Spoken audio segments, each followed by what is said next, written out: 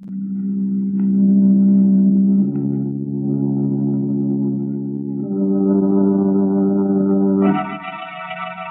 Tea and Lipton Soup present Inner Sanctum Mystery, starring Irene Wicker.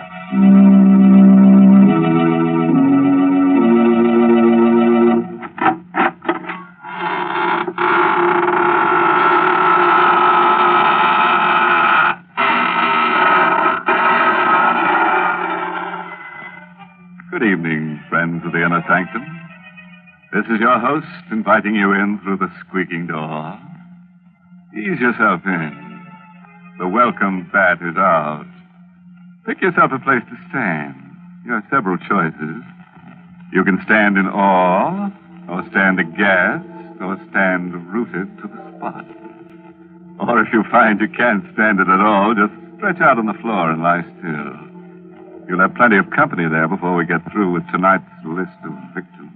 Good gracious, Mr. Host. I don't think I'd enjoy that company. Well, they're not very lively, Mary. In fact, you may find them a little, stiff at first. But they won't interrupt if you want to talk. And you know I do want to talk, Mr. Host. So suppose you go greet your other visitors while I have a little chat with our Lipton listeners. You know, folks, sometimes when you're trying to describe a thing, you find it's very hard to think of just the right word. But that doesn't apply when you set out to describe Lipton tea. For Lipton is so different from other teas. Its flavor is so extra special that there's a special word to describe it. Brisk. Yes, brisk is the tea expert's word for full-bodied, tangy flavor. Oh, but then why bother with words when Lipton's itself can tell you so much more? You'll taste the difference right away and discover how much Lipton's brisk flavor adds to your enjoyment. Yes, with Lipton's, you get all the goodness nature puts into tea. So for deep-down satisfaction, folks, fill your cup with brisk-flavored Lipton tea. That's a good idea, Mary.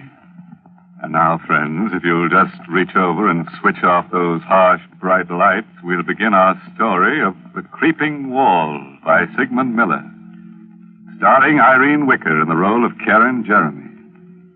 Just let the soothing darkness envelop you like a straitjacket. You'll be surprised how nervous you'll feel. Here's Karen now. Can you think of anything more absurd than being afraid of the walls in your own home? Why I should feel that way, I don't know. My husband Horace seems to think it's just a case of nerves. Walls are just made of wood and plaster. Still, they give me a queer feeling. Once, while sitting alone and reading, I had an odd sensation that the walls were tilting. I looked up. Sure enough, they were all leaning toward me. I closed my eyes, but when I opened them again, they were all straight again. Oh, it was a horrible experience. But a much worse thing happened to me last night. I was asleep, dreaming that I was sitting in front of my vanity, making myself pretty. I was alone. It was late at night. Suddenly, I noticed through the vanity mirror that the wall behind me was a little closer. I sat quite still for a moment, and I turned round, and it was closer. You have to experience it to know what a dreadful feeling that is. Then I heard a crunching sound. The opposite wall also had moved nearer. I screamed. But it was only a whisper. Then all the four walls began to hem me in. They moved nearer and nearer. I could feel the cold of the walls filling the remaining space of the room. I was going to be crushed to death. There was a book of matches on the vanity. I lit a match and held it near the cold wall. They stopped moving. They were afraid of the heat. Then the match went out. The walls began to move again. I lit another match. They stopped. I held it until it burned itself out in my hand. I frantically lit another one. The last. It flared up, and then it died out. The walls began to move. They were just inches away now. And one of them touched my hand, icy cold and dreadful. In an agony of terror, I beat against the walls, and I screamed with every breath of life in me. Karen, what's the matter, dear? Don't let them crush me. Help me, Horace. Stop beating the walls. Karen, what is the matter with you, dear? Oh, dreaming. The walls were closing in on me. I had to light matches to stop them. Oh, Horace, it was ghastly. I'll never forget it so long as I live. Well, nightmares are always frightening, dear. You threw the covers off and the room's very cold. That's what probably brought it on. You forget it, darling. The dream won't come back. We talked for a while, and Horace dozed off. But I remained wide awake. I tried to sleep, but I couldn't. I even tried counting sheep. While I was counting, I got a sick feeling the walls were really closing in on me. I continued to count. 14, 15, 16, 17. The walls were coming closer.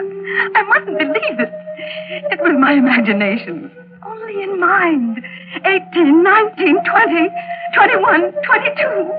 I could feel the walls hovering over me. They were moving silently this time. 23, 24, 25, 26. Karen! Karen! Get some water quickly. The curtains are on fire. They were on fire. The flames were creeping up the curtain. Here, help me pull the curtains down. Here's the water. How did they catch on fire, Horace? Well, there's a book of matches on the floor, Karen. Here's a burnt-out match. I didn't do it. Oh, believe me, Horace, I swear I didn't. Darling, you haven't been feeling well lately. I think you ought to see Dr. Gustafson. I'm you sure don't that... believe me. I wouldn't do anything like that. I couldn't. You probably weren't aware of it. Probably nothing serious. Dr. Gustafson's a very good man. Now, Karen. Don't be a baby, darling. All of us get ill sometimes.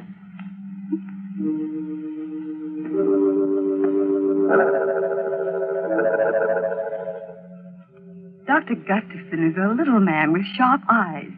I told him the whole story about the walls and the dream. Tried to be at ease. There was a mirror on his desk, and as I talked, I kept fixing my hair.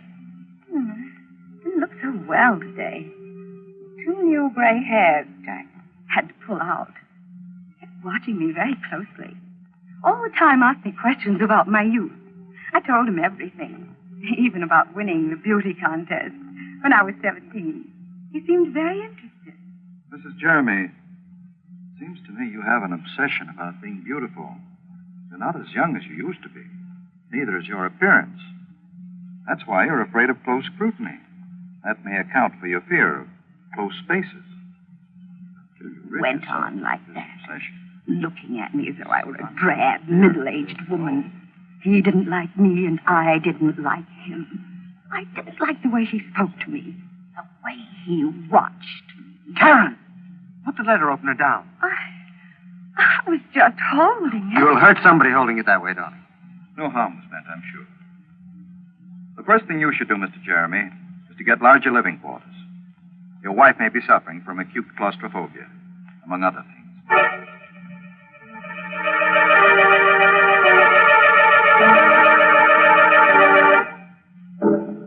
I was glad the visit to that horrid little Dr. Gustafson didn't influence Horace at all. He still loved me. Told me I was the loveliest woman in all the world. One day he came home in great excitement. Darling, I've got a wonderful surprise for you. I've just bought the famous Meadow Mansion. Oh, Horace, do be careful. You must my hair. What is this Meadow Mansion? Well, it belonged to John Aiken. You know, the famous naturalist. He was killed, poor fellow, in an auto accident. It's a huge house, and you won't be troubled by walls ever. Come on now, darling. We have to see the agent and sign lots of papers. We went to the agent's office.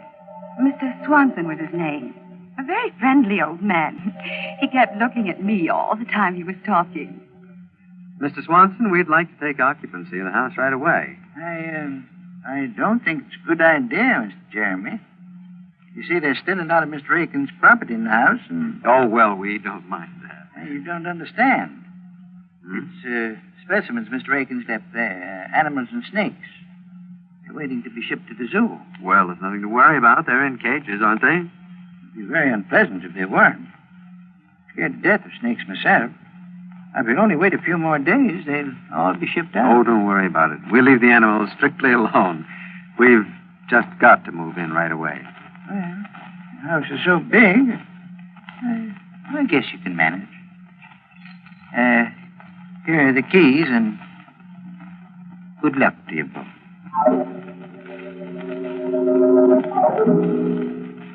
Meadow Mansion was magnificent. It was big and gracious. The rooms were huge and beautifully decorated. The high ceilings gave you a wonderful feeling of freedom. But the drawing room was loveliest of all. A large prism chandelier hung in the middle of the room, and the walls were paneled halfway up to the ceiling. But most exciting of all, each wooden panel had a darling little mirror set into it. There were easily 100 such mirrors. Oh, it was very gay. You could see images of yourself anywhere in the room. It was all breathtakingly beautiful. Except for a picture on the wall of a very flashy-looking woman called Delilah. Well, darling, how do you like our new home? Oh, it's wonderful, Horace. I love it all. Everything. Except that picture. You mean Delilah? Well, that's a fine painting, dear, of a very beautiful woman. Well, she looks evil to me. Darling, I do believe you're jealous. You needn't be. She isn't half as pretty as you are. Alice, answer the door, please. We didn't talk about the picture anymore because Mr. Swanson, the agent, came in to see how we were getting on. I left Horace talking to him, and I wandered into the next room. There were a dozen cages standing near the fireplace, ready to be shipped off to the zoo. There were mostly snakes and lizards in the cages. All of them were quite motionless, except one. It was labeled Bushmaster, Venezuela. Very odd name for a reptile. Fearfully ugly, yet it fascinated me. Some 4 feet long, fat and clumsy looking, yet it slid round the cage with wonderful grace, kept moving round and round, trying so hard to get out.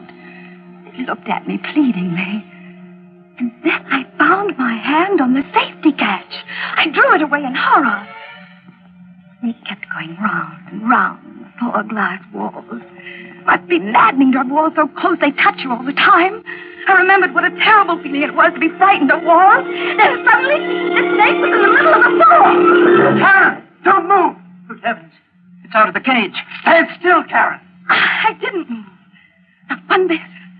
I wasn't frightened. I was only wondering how it had escaped from the cage. The snake lay there in the middle of the floor with its head up, hissing. And it started to move. It slid in a wide circle toward Horace and Mr. Swanson. It's coming towards me. I've got to get out of here. Don't run! But he didn't listen to Horace. He started running and the snake struck him. It struck him twice in the leg. Then he continued running past me. Then suddenly he fell. Horace picked up a chair. He smashed it down on the snake. He smashed it again and again and again till it was dead.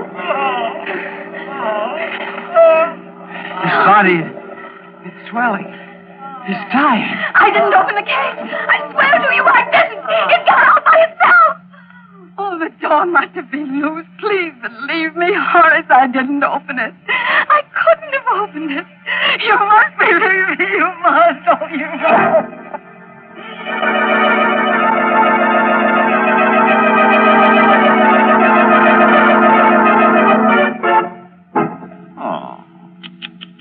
You know, I'm really upset about poor Mr. Swanson. He hardly opened his mouth in the story when he was out like a light. Not a nice way to make an exit. I'm really sorry we had to lose the Bushmaster. A very valuable reptile, and we could have used it in another story. But that's the way it is in our business. Our losses are terrific. Houses burn down, money is stolen, characters die away on us. Every week it's something else. It's simply murder. You do have a lot of trouble, don't you, Mr. Host? Mary, we have so much trouble on Inner Sanctum, even our troubles have trouble. I think there are times when all of us feel that trouble is piling up on us. But you know, friends, I've found a good way to get over that feeling. Just say to yourself, I'm going to relax and have a cup of Lipton tea. Then when you're comfortably seated with your teacup within easy reach, give your mind something pleasant to think about. That Lipton tea, for instance. Notice Lipton's deep amber color and its welcome, familiar fragrance that's so tempting. Then taste it and discover how really delicious that brisk flavor is.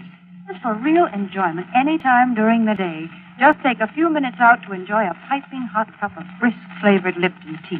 Well, I'll certainly give your suggestion a try, Mary. And now, friends, if you'll give me your hand, we'll go on with the story. Or would you rather take yourself in hand? Things are going to be a little rugged from now on, so take a firm stand, sit tight, and buckle down. And it won't be a bad idea to grit your teeth and square your shoulders at the same time. By the way, if you can do all those things at once, let me congratulate you. You're quite an athlete. Well, here she is, Karen Jeremy. I was ill for a long time. I don't remember how long. Weeks, maybe months. Horace never spoke about that horrible afternoon. And after a while, I stopped thinking about it. I liked my new home. Meadow Mansion was such a beautiful place, I rarely left it. I loved best of all the drawing room, with its darling little mirrors and the wooden panels. I could see myself from all sides. It was so much fun. My absurd fear of walls was beginning to fade away. There was only one thing that irritated me. That was the picture of Delilah. I was determined to get rid of it. Karen, stop glaring at that picture. I don't like it, Horace. I wish we'd get rid of it. It's a fine work of art. Why? I don't care. It's an evil picture to me. Karen, look here. You're just jealous of her. You're jealous of any beautiful woman, even if she's only a painting. You don't care for me anymore. That is a ridiculous thing to say. You know it's not true. If you really love me, you take that picture down off the wall. That picture is staying right where it is. Now, it's for your own good. I'm going out for a walk. And, Karen, I absolutely forbid you to touch that picture. I'm in it. I sat there for quite a while, staring at that picture that was upsetting my life with Horace. He was always kind and gentle with me. For the first time he'd ever lost his temper. I looked at Delilah. There was a gleam of white teeth between her full lips. She was an abandoned-looking thing. Her long hair cunningly untidy. Her eyes sparkling, black, shameless. She seemed to be laughing at me. I made up my mind. Horace would understand. I got a knife from the kitchen, and I pulled a chair over to the picture. And I stood up on the chair, then began to slash down the length of the picture. Mr. Jeremy, what are you doing? It's no business of yours. Go away, Alice. Oh, you mustn't do that. Mr. Jeremy will be angry. I told you it's none of your business. Please come down off that chair. You're destroying a beautiful painting. You meddling little fool. I'll teach you to interfere. Mrs. Jeremy, I've put up with you for a long time. Nobody's ever dared to slap me. You vicious, miserable hag. That's what you are, a hag. For years I've pampered you. I've always told you how beautiful you were, how lovely you looked. Well, maybe you were beautiful once, but now you're just a self-centered, haggard old woman. But just look at your face. She was lying on the floor, silent, bleeding. I didn't stab her. It wasn't me. It couldn't be me. I wouldn't do such a thing. I looked at myself in the paneled mirror. I looked pale. My hair was all untidy. And I thought of Horace. He would never believe I didn't do it. He'd look at me in that piercing, sad way. No, he mustn't see the body. I must hide it before he gets back. I dragged her over to the closet. And then I hid her body in the corner. I locked the door with a key. There was blood on my hand. I don't know how it got there, but I had to wash it off. And the knife, I threw it in the garbage pail. There was blood on the carpet, too. I took a scatter rug and carefully placed it over the spot. And I sat down and waited for Horace to come home. The room was very queer. The chandelier seemed to be lower. All the walls, they seemed to be closer. I sat there fighting off that old terror. praying and praying that Horace would come home. As soon as he came, I'd put my arms around him and never let him go again. Never, never, never let him go. And I heard the doorknob turning. I hurried over to the door. Hello, Karen. Oh, darling, darling, darling, I'm so sorry. It was all my fault.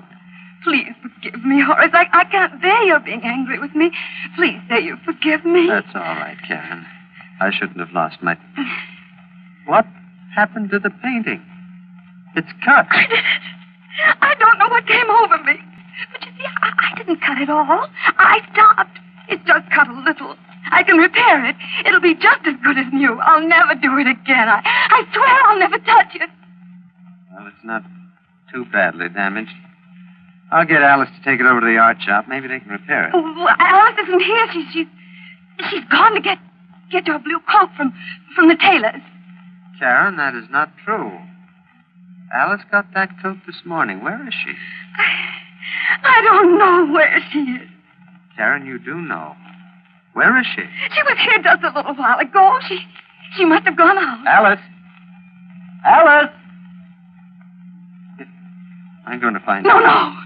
Please don't leave me. Please, Horace. You must tell me where she is, Karen. I can't remember. I can't remember anything. Karen, did you do anything to her? No, nothing. You are not telling me the truth. Something has happened to her and you're hiding it. Now, I'm going to find her. She must be somewhere. No, she isn't in the house. How do you know she's not here if you don't know where she is? I didn't mean that. I'm going to look around. All right. There's blood on the floor near the closet. Yes, I cut my finger. The closet is locked. Have you the key, Karen? No, I don't have it. Karen, give me that key.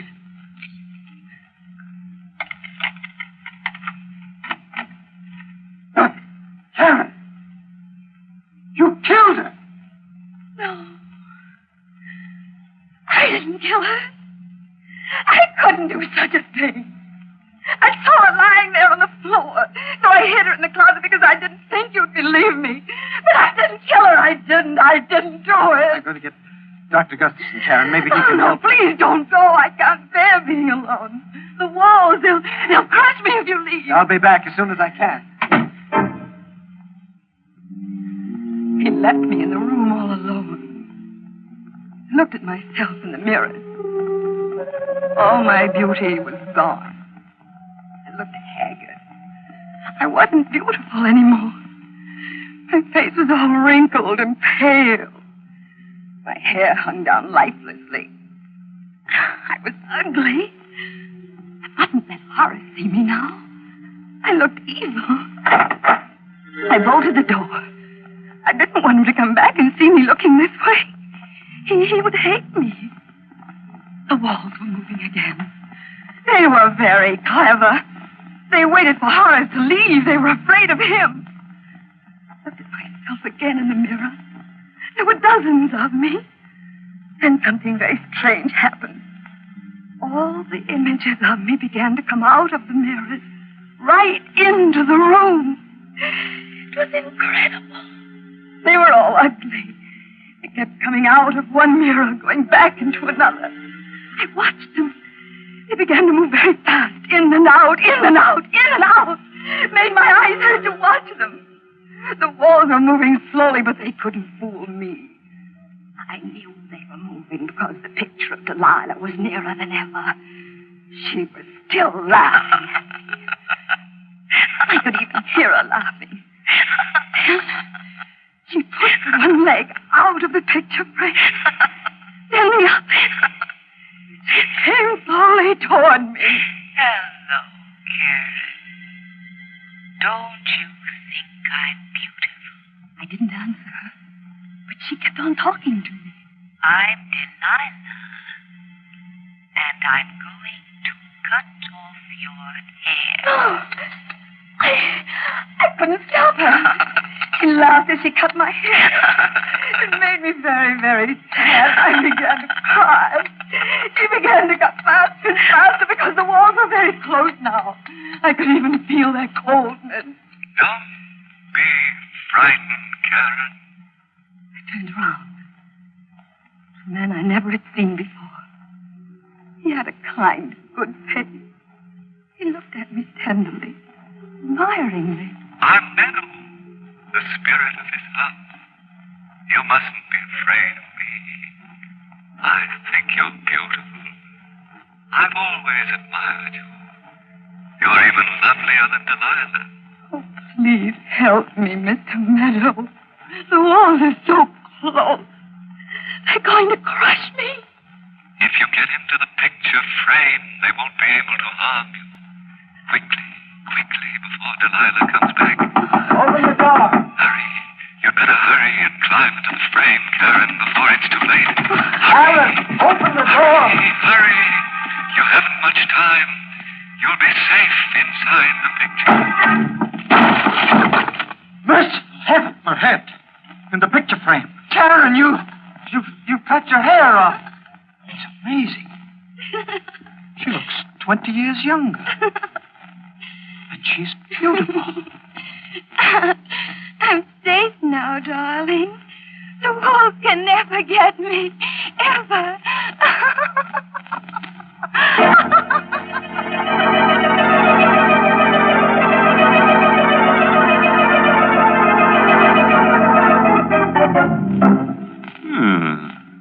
I think we did rather well tonight.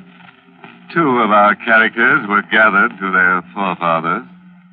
I'm sort of sorry about that maid. She seemed like a nice sort, and I don't think it was quite kind to be so cutting to her.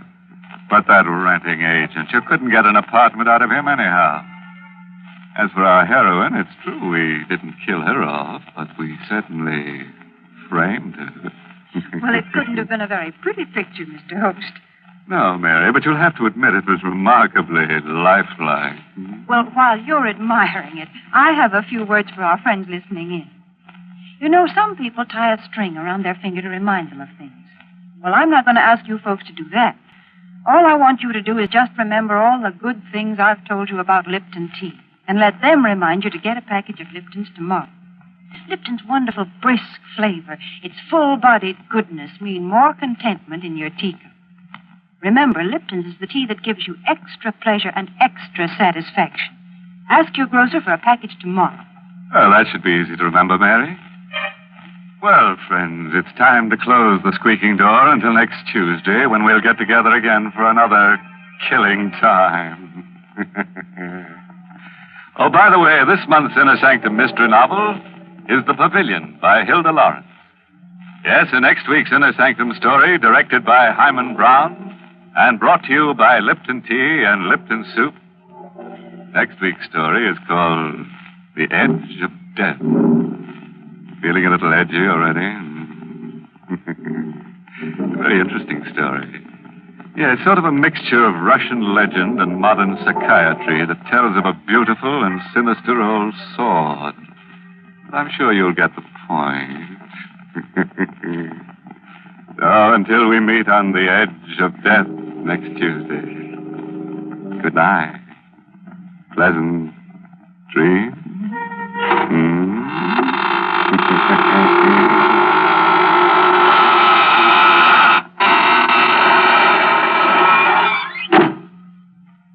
Here's a grand dish to get your dinner off to a good start. Lipton's Noodle Soup. It has all the homemade goodness and real chickeny flavor your family loves. Lipton's Noodle Soup is seasoned to perfection, and it's full of tender, golden noodles. Hard to prepare? Not a bit. It takes only a few quick minutes from package to soup plate. Economical, too. Costs less and makes lots more than canned soups. So get Lipton's Noodle Soup mix tomorrow. And don't forget to tune in next Tuesday night for another Inner Sanctum mystery. This is CBS, the Columbia Broadcasting System.